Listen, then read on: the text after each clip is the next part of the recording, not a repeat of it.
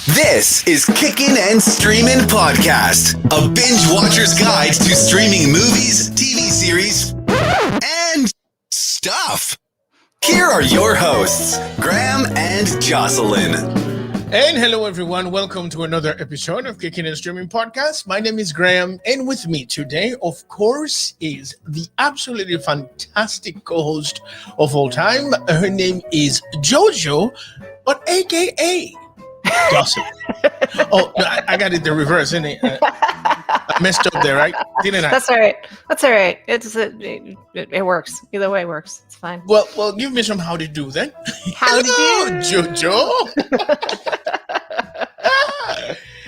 Jojo, how you been? How you been, Jojo? I've been pretty good. Pretty good. It's been alright. It's been alright. Was it like a hell of a week? Yeah. I think the positive thing about this week is that it kind of went fast. Like I'm not playing. I remember going to work on Monday, and then yesterday was Friday. I was like, "Yo,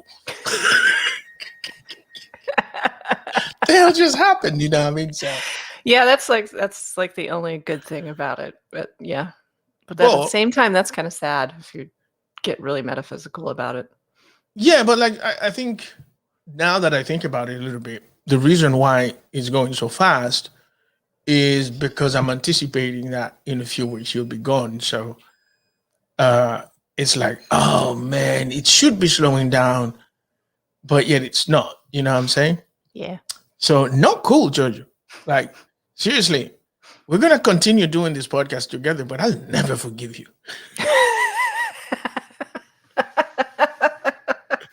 I'm just saying. I accept that. I know that there is nothing I can do to atone. I know that. So I accept never forgive you. And that's not to say that I'm not okay with never being forgiven, but I also understand never being forgiven. Never. You done me wrong. Did you dirty? Yeah. Weenie. Well, I'm not sure people know what we're talking about, so let's get on with it then.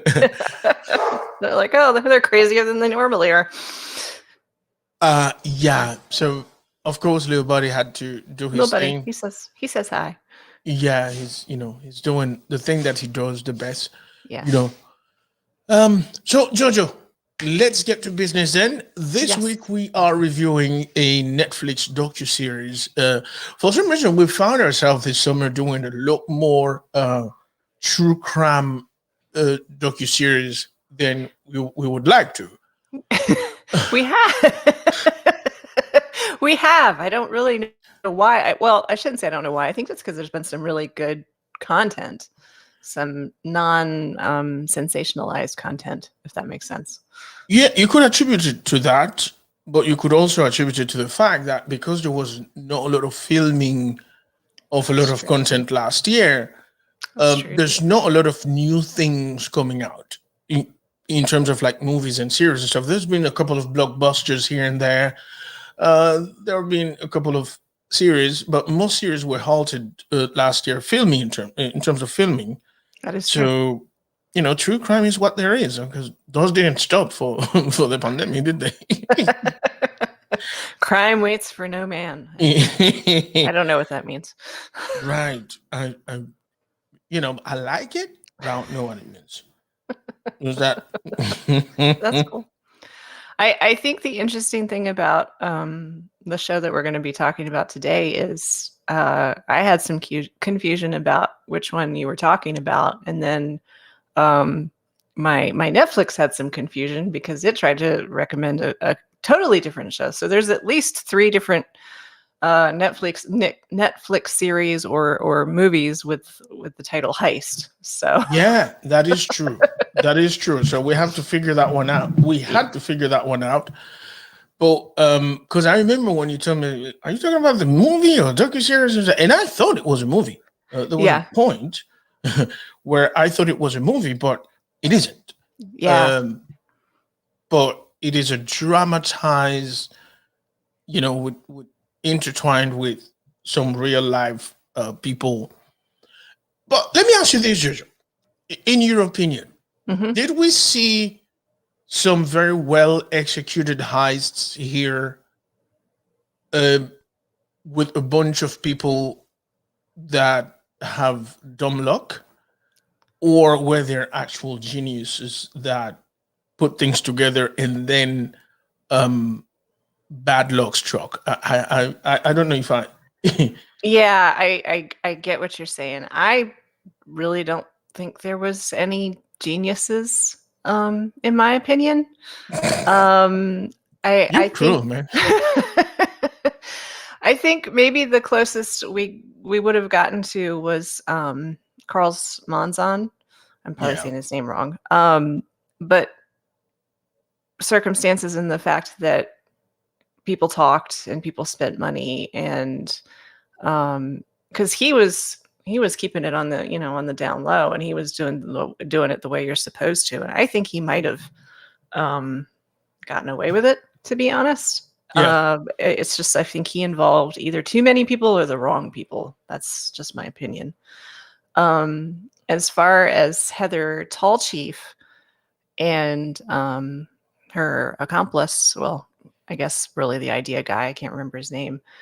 I guess you could say that he might be because he's still out there, and maybe she was too because the only reason she came back was for her son. yeah. So I don't know. But I just it never really. A lot of it seemed like they just had a lot of, as you said, dumb luck. Yeah, so let's kind of put it out there for our viewers and for our listeners. The docuseries we're talking about is called Heist, and it presents in successive 2 episodes per case.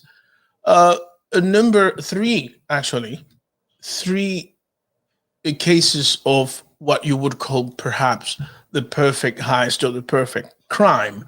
But at the end of the day, we all know that there is no such thing. And so I found it interesting because it as I say, it was a combination of reenactment and also a narration in most cases of the real life individuals involved in the situation. Yeah. Mostly one, if you will. And so Jojo, I think I've broken it down, but I'm pretty sure that you can do a much better job than I do. No, I don't think I can. I think that was perfect. Thank you. Thank you very much. So let's talk about the case of Roberto Solis and uh, Heather Tallchief. Um, what do you think? And if you were, before we go into specific cases, if you were to qualify to grade each case as to a level of perfection of execution, which one do you think would be on the top, if you will? I think theirs. I think The, theirs the case because of Tolshiff and Roberto Solis? yes, because he had quite a bit of experience in crime and in heists and that kind of thing, and he had a lot of um, worldly wisdom, I guess, if you would, in terms of how to do those kinds of things. And I think that they were a very good couple. I know that she was extremely young. She was only 21 when this happened, but she obviously had a very cool head on her shoulders to be able to do what she did. Um, and I know that there was this argument that, oh, she was brainwashed by him and that kind of thing. And I'm not saying that that wasn't possible, but at the same time, I feel like she had a very high level of intelligence to be able to pull off what she was able to pull off in terms of the heist. I just feel like they were very well, like he knew what he was doing and he knew how to get it to happen. Yeah. So I think she was the perfect instrument for Yeah. the heist. Yeah. One, and I think he was a very good scout. He scouted the perfect individual for the heist. Also, this guy had every cool things that a psychopath should have. Yes. He was incredibly intelligent. He was able to put together some absolute nonsense in terms of spirituality that could be attractive to people who are at a point of no direction. To a certain extent, to a person like Heather Tolchief, especially a young woman who is at a loss, who has never had any guidance, who is not only craving for the attention of a father figure, but also craving for the attention of anyone who can show her what she idealizes as love. You know, I don't know if it was a scouting per se, or if it was just a question of life casualty, but he found the right person, and in her eyes, he was elevated to a messianic pedestal, if you will. And so, the case we're talking about is, I think, in terms of who executed the case, both Roberto Solis and Heather Tolchief were perfect for each other, were Yes. perfect for this crime. And it just, some of the things spiraled down. The genius in Roberto Solis, if I'm being honest, sort of had an expiration date. Yeah. Yeah. And then he started running out of ideas. Right. But in in the end, Roberto Solis, as you said, is either still out there or he's dead. But yes, this was the one that was never solved, was it? Yeah, and it sounds as though they really didn't, the authorities really didn't seem to know who or what was actually going on. I mean, she turned herself in. It wasn't like they caught her or anything like that. She came to Las Vegas and turned herself in. And I think too, what I found interesting was the parting of the ways, because it often seems like in crime that is at least discussed in true crime shows, when there's a couple involved and they break up, one of them seems to turn on the other one and turn them in, and then they both get caught. And I found it interesting in this case that they broke up a very long, like not very long after the heist happened in the grand scheme of things. And, she went on and had her life and had her son, and then, decided to turn herself in and to change her life, and was essentially like, look, I don't know where Roberto is, you'll have to look for him yourself, essentially. So I thought that was kind of an interesting, different thing than we've typically been shown in true crime shows. But I suppose my question is, how do you feel about her turning herself in? I don't know. I know that she says she did it for her son, that she did it so she could have a normal life with him. And she works in healthcare now. So I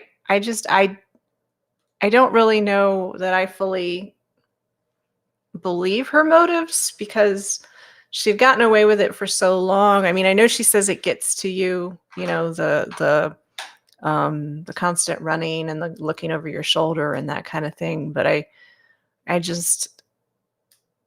don't know. Throwing yourself on the mercy of the justice system is certainly a very problematic thing to do. So I don't know. I think about it in a couple of different ways, and the first way for me is that the mommy ego got to Heather, and she wanted to look heroic in her son's eyes, which all parents want to be. right? Mm-hmm. In there is an argument that she makes about, like, I wanted to bring him to the United States and basically gain his citizenship and become, and do something for himself or whatever. Well, you know, this is a kid that was born in the Netherlands. Yes, yes, yes, yes. For all intents and purposes, he can make a life anywhere in Europe due to the Schengen nationality, if you will, the common frontier or border of Europe. I don't know that he needed to claim American citizenship. you Yeah, know, and I didn't get the impression that he had any input on it in this, as in the sense of, and maybe I missed something, but as in the sense of, like, he was saying, "Oh, I want to be American. I want to go to college in right? America, or I want this, or I want that." Like she felt like a pressure from, like, crap, I can't give him something that he really wants because of this stupid thing I did when I was 21. You know what I mean? Like, Right. it didn't seem like there was anything like that. Like, he was cool and, as you said, born in the Netherlands and could have whatever he wanted. So I don't know. I found her story a bit strange, and I do like your take on it of the mother complex, sort of. Yeah, because, like, she talks about, like, yeah, but she is the one who had been on the run. The kid was born in the Netherlands. He was raised in the Netherlands, right? Yeah. He didn't. Of course, as he said, he suspected that there was some of his mother's story that didn't make sense. But at some point, we all think that our parents' stories don't make sense. Usually because they don't. Every parent has some skeleton in the closet that Sure. kids will never know about. And, now you have 23andMe and, Ancestry and shit. So sometimes you'll be finding out shit that you'll be like, yo, so mom was a tramp.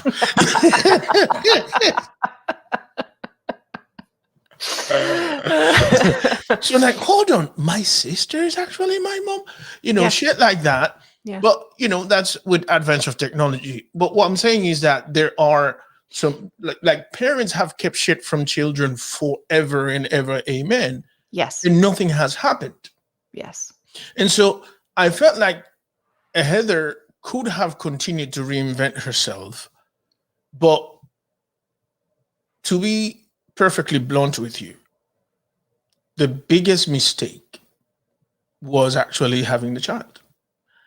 You know, when she's telling the story, like, I went to the pharmacy and got a pregnancy test, and bam, I was pregnant.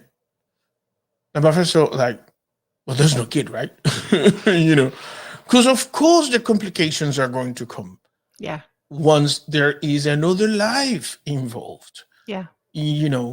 And I don't know why, but I suspected that obviously at some point she was going to break away from Roberto Solis, because it was becoming clearer and clearer. And from the very beginning, if you think about the way the story is going, Roberto Solis doesn't see her as anything else but an instrument. Correct. To get to what he wanted. Correct. So she's the only one who didn't see it coming. So once it happened, and she broke away from Roberto Solis, she could have gone and reinvent herself. Look, man, she could have told the kid, look, here's the thing, man. I am a secret agent or whatever. Yeah. And so we have to move. And this is our new identity.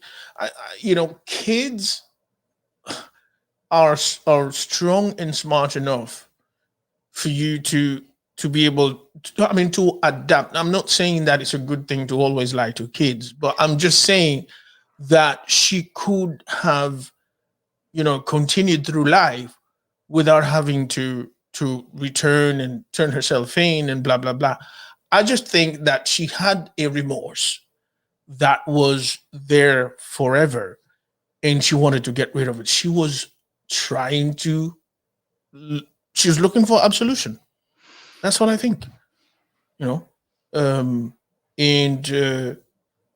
clearly, I think that's because she was too young when that happened, and and she still wanted to think of herself as a good person. She wasn't yet convinced that she was a shitty person. Yeah. Well, once you go that road, I don't know, man. Maybe I'm being too hard on Heather. Now, honestly, that's the only thing that makes sense, is that she wanted absolution for some kind of peace that she felt she needed. Yeah, I'd like to have a conversation with her now and say, on the grand scheme of things, what do you think of it? Yeah. Yeah. Yeah. Because I don't know. The next case, though, I think for me is the most fascinating one. I found myself rooting for this guy, for Carl's one son. So break this one down for us a bit, Georgia, if you will. So this one is I guess a little bit more complicated, more complex, and I enjoyed this one. I think of all of them the most, but it is about a airport heist that happened at Miami Airport in 2005. And there was a robbery of a plane where there was a plane that would come and offload money.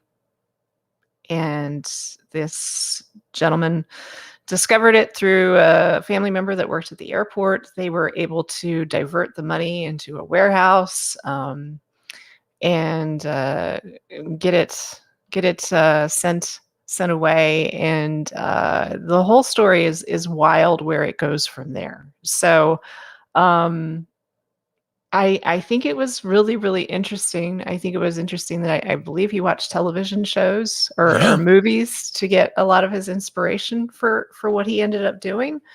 But yeah, it's this is one I feel like it was certainly very ballsy.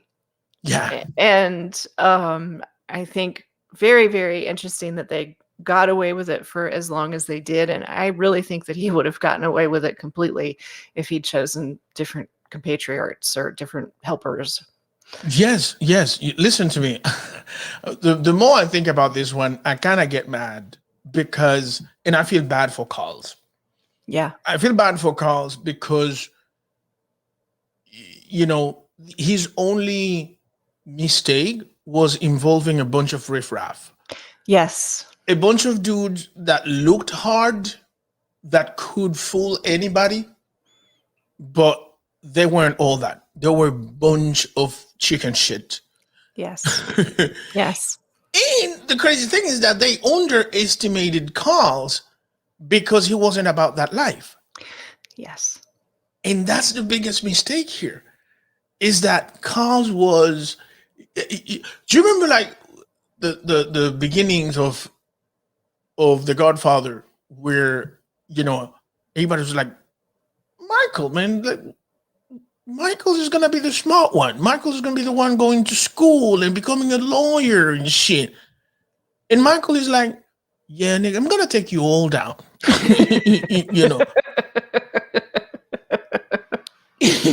And he was ruthless, right? Yeah. And then that was the case with Carls. And that's why I admire that, because this is a guy that, to him, it wasn't a question of fronting. It was a question of, if I'm going to do this, if I'm going to break bad, right? Yeah. Because this is a perfect case of breaking bad. Yes. But if I'm going to break bad, I'm going to do it the right way. I'm going to be conscientious. I'm going to bring the brain. This is not a question of brute force. This is not a question of, power trip and showing, balls and shit. This is going to take brain. Yes. But he surrounded himself with some absolute fucking morons. Yeah, he did. He really, really did.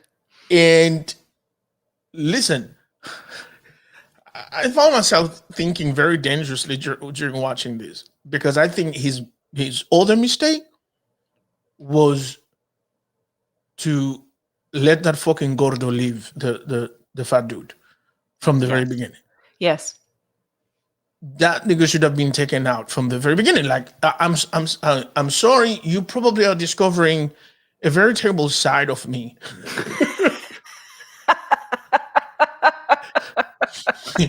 No. If you've listened to this podcast and you've thought of me as a great human being, I don't know, maybe your perspective of me is going to change a bit this time. And Jojo, I'm sorry. It's like, I've been to this guy's house. I had coffee with him.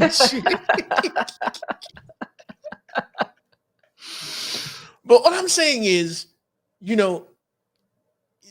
everything went to perfection. And I get competitive when I plan out something and I don't want somebody to fuck it up for me. Sure. And I know that I've done everything in my power to make shit go the way I planned it to go. And to a certain extent, it did. Because even when he dropped the little bandana, they couldn't find shit from him. And frankly, there's a third mistake that I find. These are the three biggest mistakes, right? The people he surrounded himself with. One, the fact that he could see that the brother-in-law was a liability and he didn't do something a bit more drastic about it. And obviously that's the absence of a criminal mind, if you will. Like this, he was by all accounts a good guy who still wanted to think of himself as a good guy. Yeah. Yeah. But when people start doing dumb shit and your life is in danger, then it's time to think a bit more about, this is me or them. Yeah. You know what I mean? Yeah. And so I think he let like family ties and that sort of feeling blind him or tie his own hands, if you will, to removing someone from the situation that should have been removed to make it successful. And I'm not saying he should have have him killed or whatever. Yeah. But gave him an ultimatum. Yeah. Like, you're going to take your ass to Costa Rica. You're going to take your ass to, you are not getting out of Miami, no. Get out of the United States if you cannot keep this shit quiet. Yeah. If I see you here again, trust me, you're done. Yeah. And that's the only time I'm going to tell you this. Do you know what I mean? Yeah. But it was like, take the money. Nah.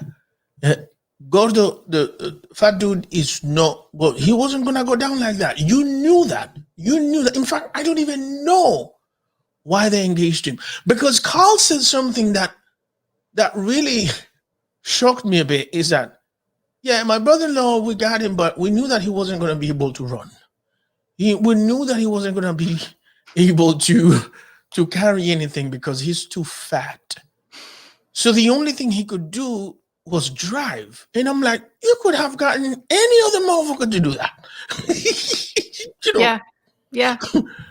Because if his fat ass can't even carry anything, just don't bring him in, especially since he is the weakest link, isn't he? Yes.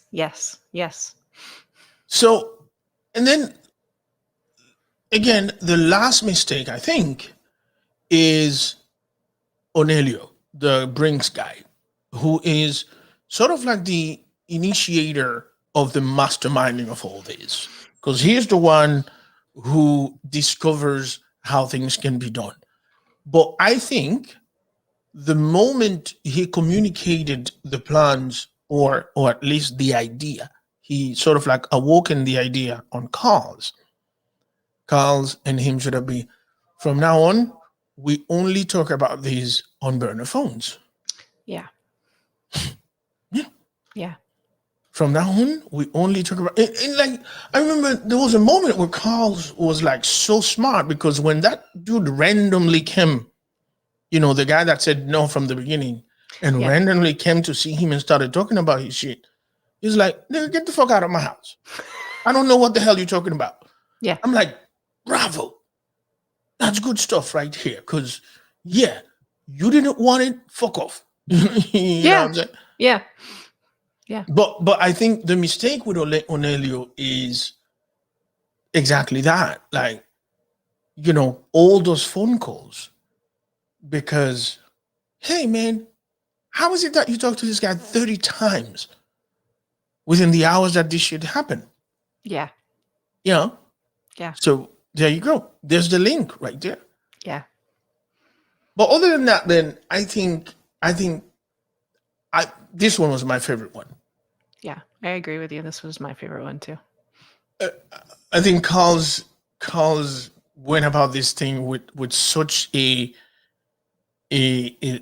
scientific mind, that if he had at least two people who thought and operated like him, he could have gotten away with it. Yeah. And maybe somebody who thought a little, similar mindset, but thought a little dirtier, if that's the right way to put it, a little meaner, a little more, a little more criminally minded. Yeah. Like, no, we need burner phones. Dumb. Exactly. And the brother-in-law, man, like I think in fact, if it weren't because of the brother-in-law, then I don't think any of that goes anywhere. Because at the end of the day, like you said, the guy that went and ratted on him, he couldn't even get him to say anything, even with a wire on. So at this point, the FBI would have been like, yeah, fuck off, man. You gave us bad information. Get the fuck out of here. Yeah. Yeah. But the only reason, they stayed on him is because he had to be back and forth talking about what was going on with the brother-in-law. The brother-in-law fucked it up. And by the time he got the balls to say, I'm going to do something definitive about it, they were already on him so far up his ass that it wasn't feasible. It was too late. It was too late by that point to salvage it or anything. I do think it's interesting that they've only gotten back like $1 million of that money. Kristen is like, they all have that money, dude. I mean, come on. Yeah, I don't know. Yeah, it's somewhere. But let me ask you another question, though. Yeah.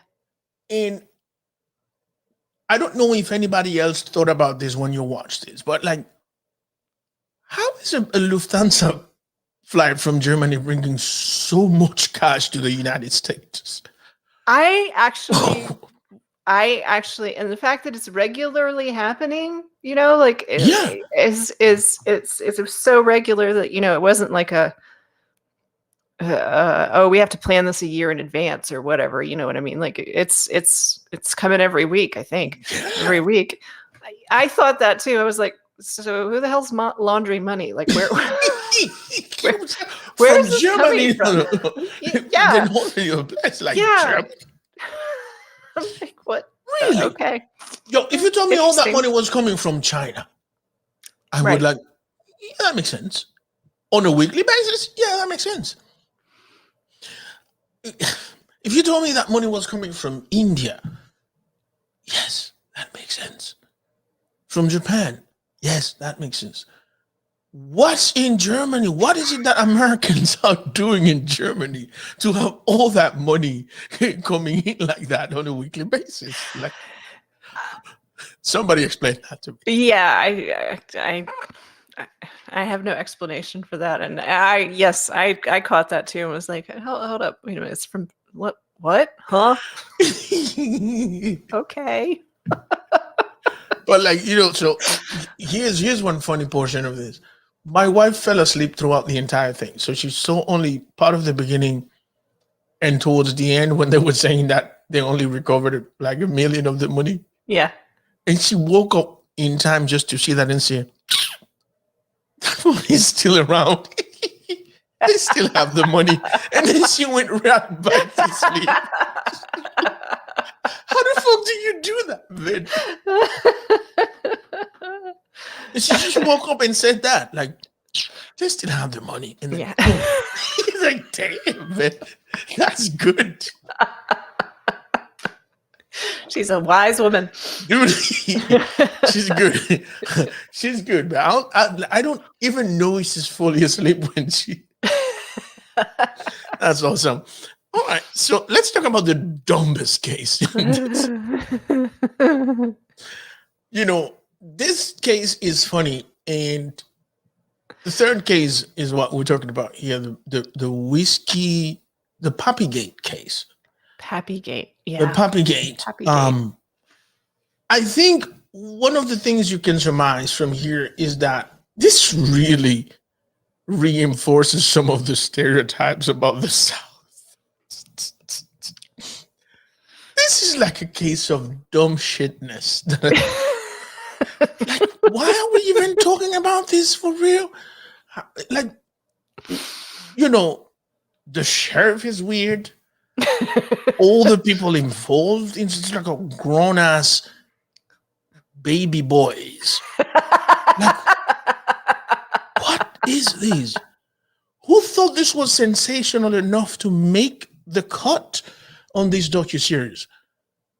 I don't know. The only thing I can think is I had actually heard of this in the news. The other ones I don't remember ever hearing about, but I remembered hearing about Pappygate because the name gave me the giggles.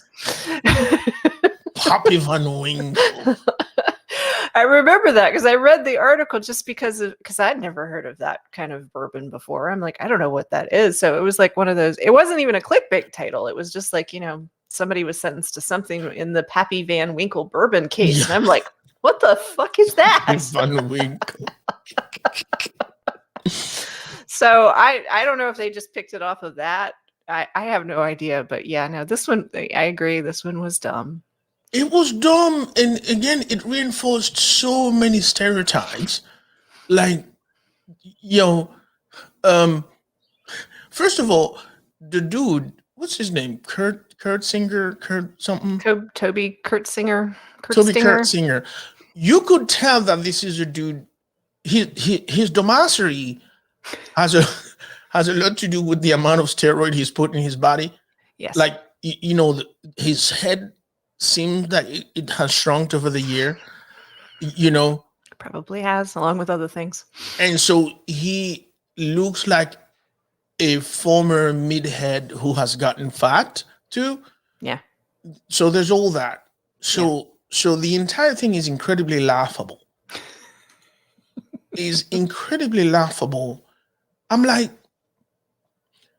your shed.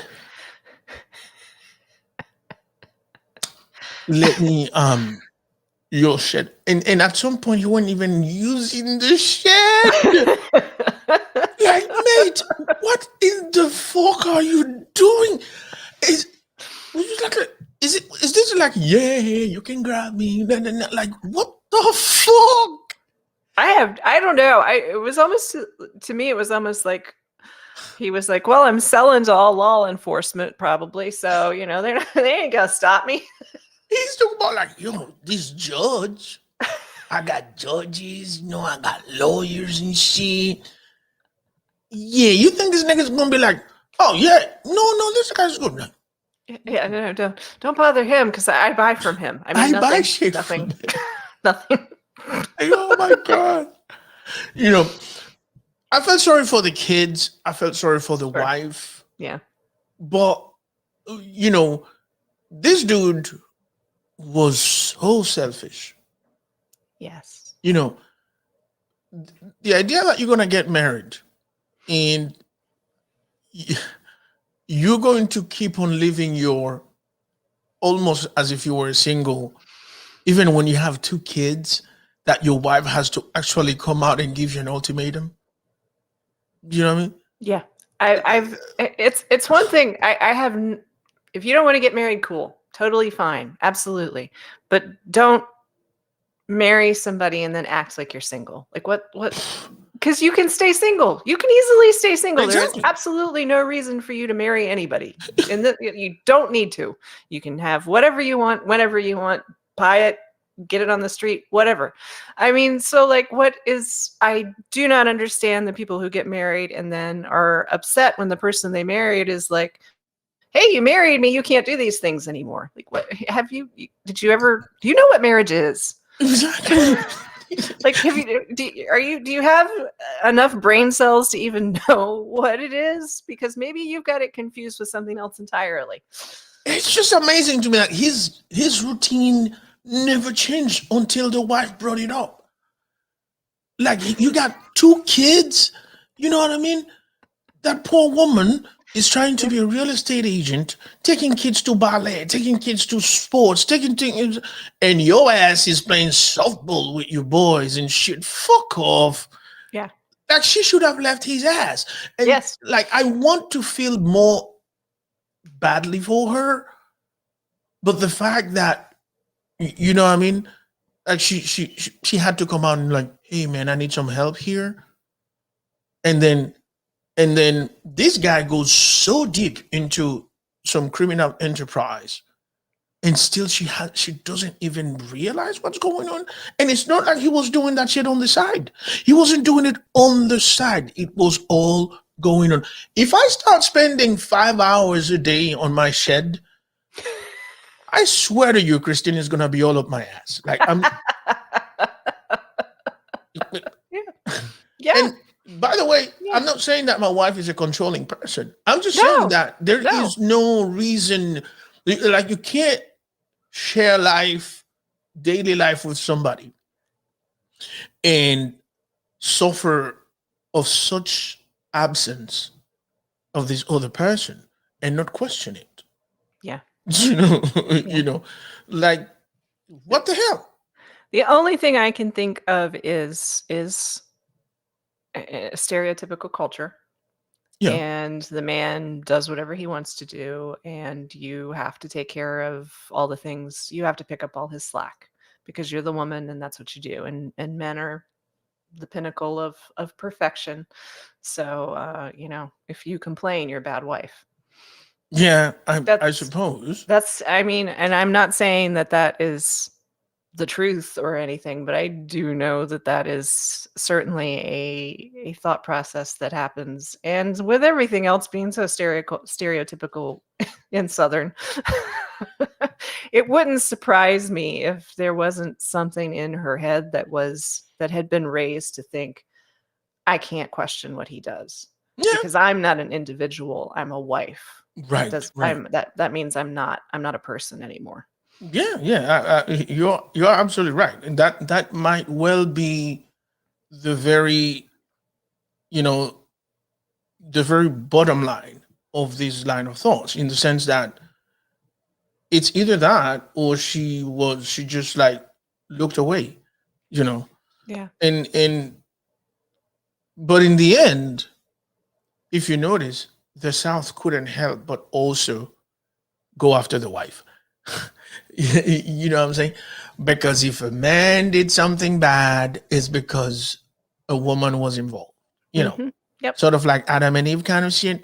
Mm-hmm. Like, everybody accepts the idea that if Eve didn't fucking start this shit, this nigga would have been a good guy. But she was like, see, this is good.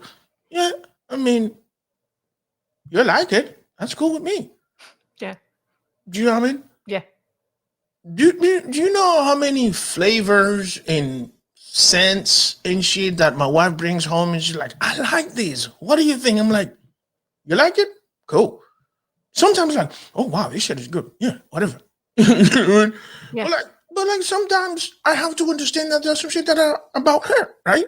Right. And so that's how we maintain individual independence to a certain extent, right? But then the idea that if this guy is deep into a criminal enterprise and it's been conducted at his house, somehow we are going to get the wife too, is insane to me, because once again, you're not thinking about for a country, a nation that focuses so much, especially conservative people, about the family. You're not thinking about how you are about to leave two fucking kids without either of their parents. Yes. It's And the always the second one, you're children trying who to pay. get on a hunch. The second one, you are trying to get on a hunch because Yes. all the Yes. evidence points to this dude doing some dumb shit, not the Yes. wife, Yes. not the wife. Yes. I read a quote earlier today and I was just trying to find it because I wanted to get it right, but I couldn't find it. But it was essentially if you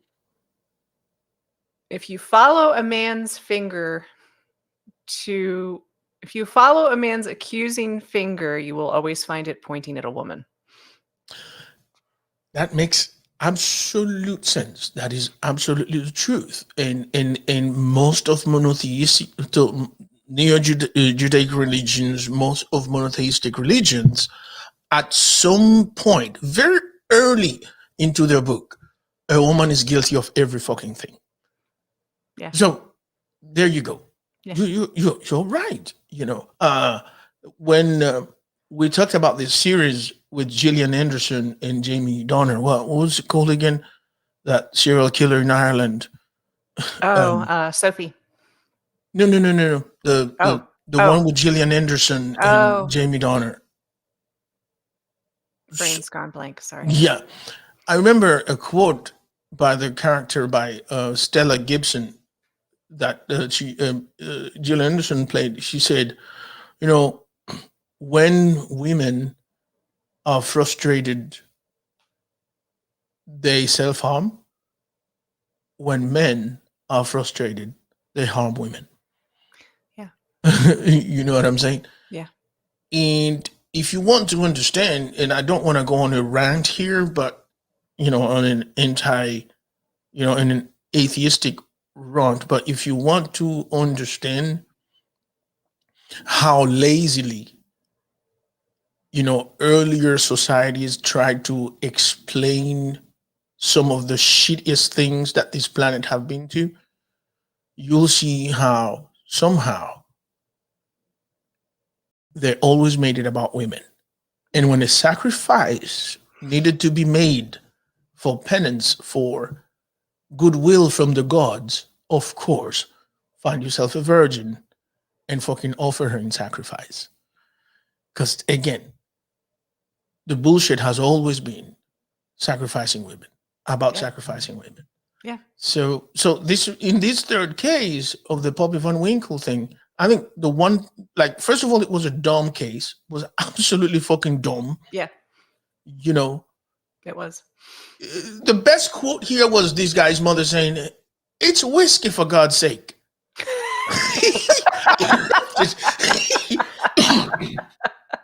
I swear to you, Jojo, I was like, yeah, that's right. She's probably like, I got my own still out back. I mean, what's the big deal? Kentucky whiskey. And now you're talking about international Heist. Fuck off. Yeah. It's whiskey, for God's sake. That's exactly what she was frustrated with. She's like, they made him out to being this huge kingpin and shit. And, it's like, yeah, it's not the Sinaloa cartel of shit. It's whiskey, for fuck's sake. I loved it. I know, like, this case is so dumb. Yeah. Like, the notion that this guy was so into a criminal enterprise that, it made the news everywhere and shit. Yeah, I'm here. I didn't know about it. Like, I was surprised to even see a clip with Rachel Maddow talking about it. I'm like, oh, I guess it did. But again, it was fucking whiskey. Who cares? Like, seriously, bourbon. Who cares? Like, I love bourbon, but yeah, if that nigga was selling a barrel to be like, I'll take some, take your barrel right there. I'm like, Jocelyn, call Jeffrey. Yeah, you're rolling it right up in the back of the truck. Get away. Yeah, man. Yeah. So, overall, this is a good watch, I want to say. Yeah, it's entertaining. it is entertaining. In these cases, I think, what do you think of the dramatization? Do you think it would have been as appealing without the reenactment, or do you have a yay for the reenactment? At some point, I find the reenactment a bit distracting. I don't know. I do too. Sometimes they're okay. In this particular series, I found them more distracting than usual. Yeah. So it depends on what the case is, and I don't know. In this one, I wasn't a huge fan of the reenactments. I wasn't. I like the fact that they had the principal, or one of the principal perpetrators, narrating the entire thing. Yeah. And I think they could have done with some still shots and some reels or whatever. So the reenactment for me was, why are we doing this type of thing? Yeah. But I suppose they wanted to prolong it enough to make 2 episodes out of each case.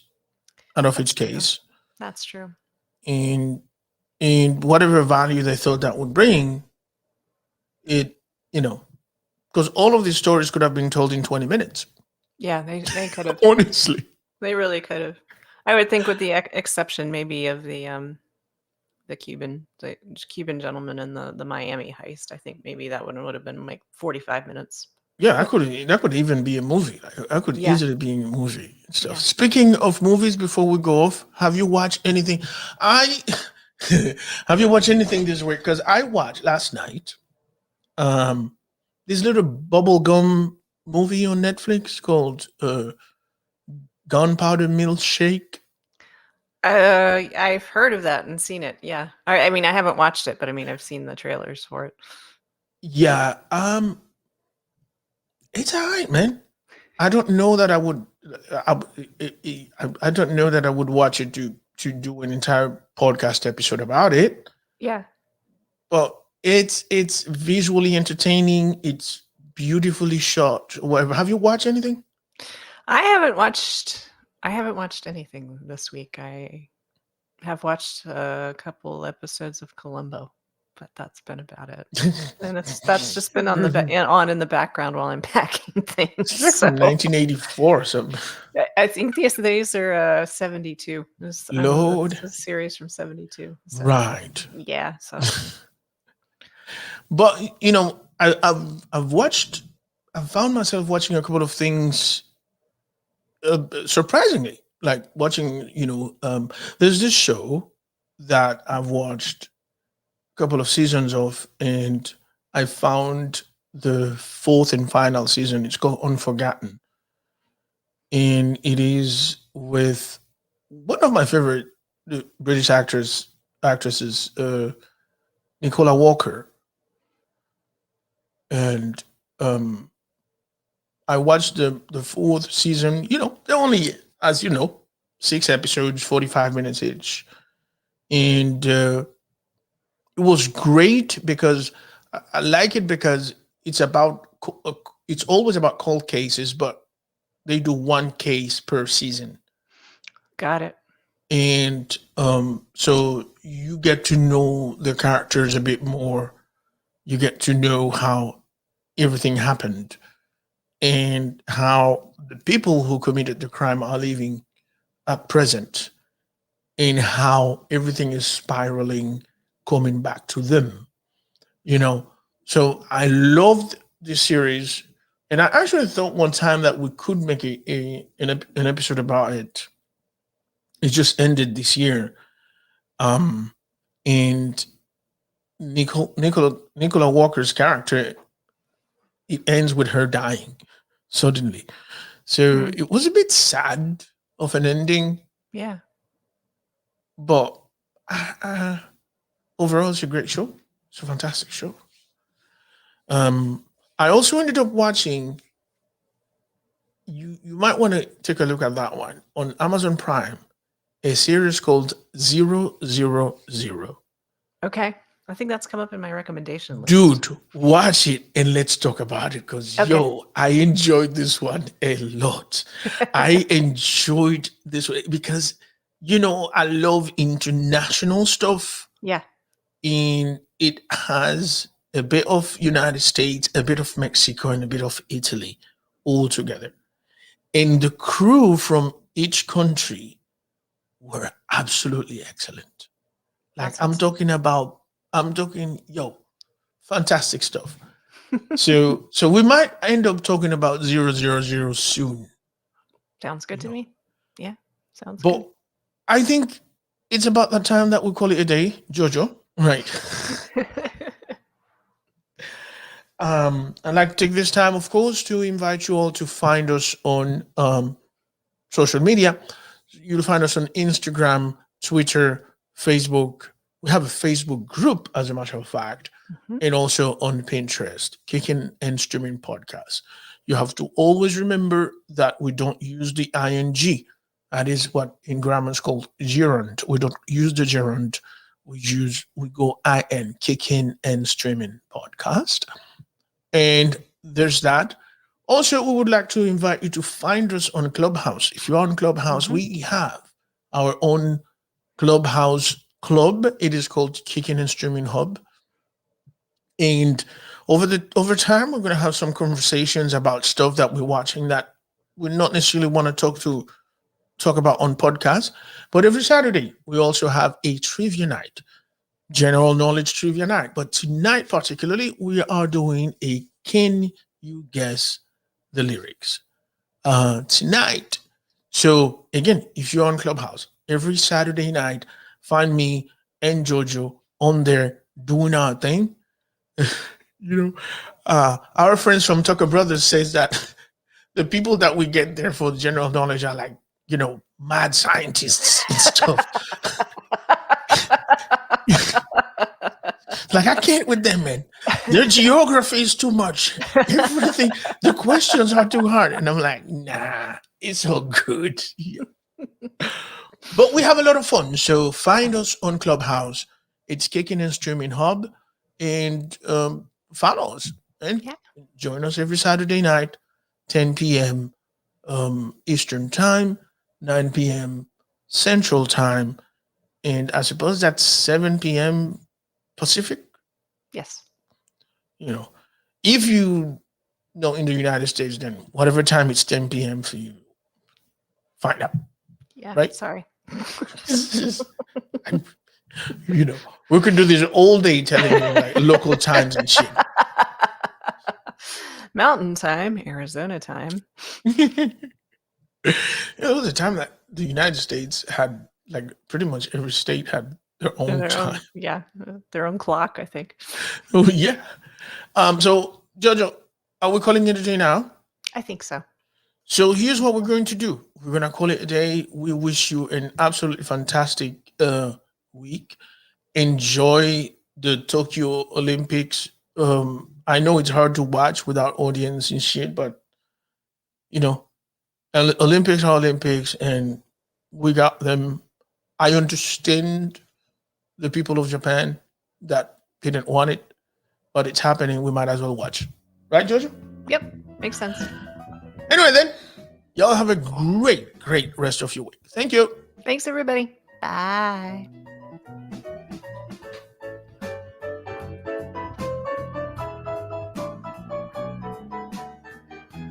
Thank you for listening to Kickin' and Streamin' Podcast. If you found value in our content, please subscribe and share. We would also be delighted to hear what you think of this podcast. So please rate us by writing a quick review on Apple Podcasts or your favorite podcast platform. Follow us on all major social media platforms such as Facebook, Instagram, Twitter, and Pinterest. Join the conversation happening today on our Facebook group.